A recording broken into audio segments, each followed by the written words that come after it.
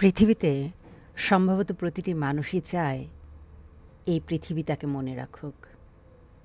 সেই জন্যই আমরা রেখে যেতে চাই কত না চিহ্ন। আমরা ভাবতে ভালোবাসি যে আমাদের মৃত্যুর পর, বহু যুগ পরে কেউ আমাকে মনে রাখবে, আমাকে খুঁজে দেখবে।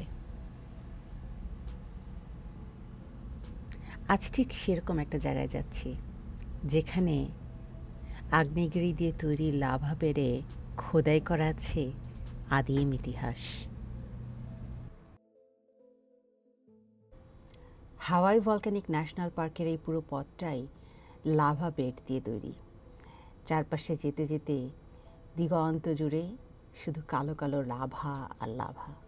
কি এক অদ্ভুত জায়গা, মনে হয় পৃথিবীর বাইরে কোথাও চলে আসছি।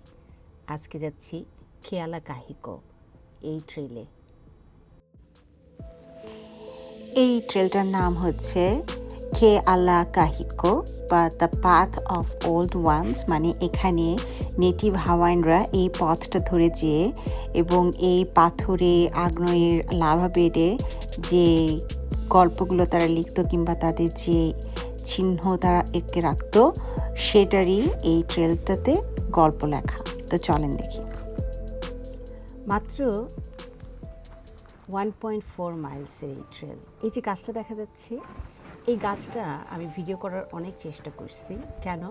কারণ এই গাছটা যখন জোরে বাতাস হয়, ঝুনঝুন ঝুনঝুন করে নুপুরের মতন শব্দ হয়। আর আমি কিছুতেই সেই শব্দটা রেকর্ড করতে পারতেছিলাম না। আমি জানি না কেন, কিছুতেই রেকর্ড হচ্ছিল না। কিন্তু ঝুনঝুন ঝুনঝুন করে পুরো পথে যেন নুপুরের মতন শব্দ এই পুরো ট্রেলটা জুড়ে ছিল। এত অদ্ভুত ছিল, আমি কখনোই আগে দেখিনি। এই যে কালো রঙের ছোট ছোট ফলের মতন দেখা যাচ্ছে এই ফুলের পাশে, ওগুলো হচ্ছে ঝুনঝুন করে বাজছিল।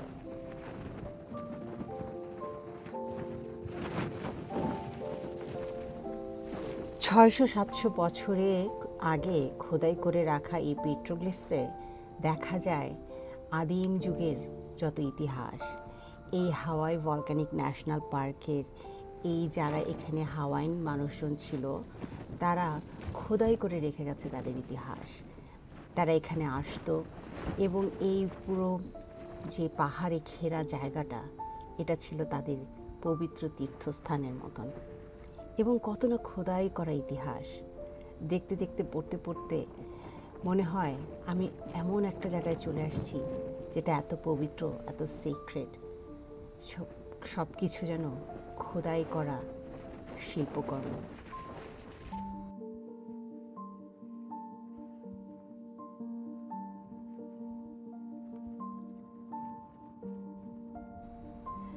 আমি বহু পথ হেঁটেছি, বিভিন্ন ট্রেলে আমি হাইক করেছি, কিন্তু এই হাইকটা ছিল একটা অদ্ভুত অন্যরকমের হাইক। এই হাইক সম্পর্কে যদি আরও জানতে চান তাহলে অবশ্যই আমাকে কমেন্ট করে জানাবেন। ততক্ষণ পর্যন্ত বিদায়।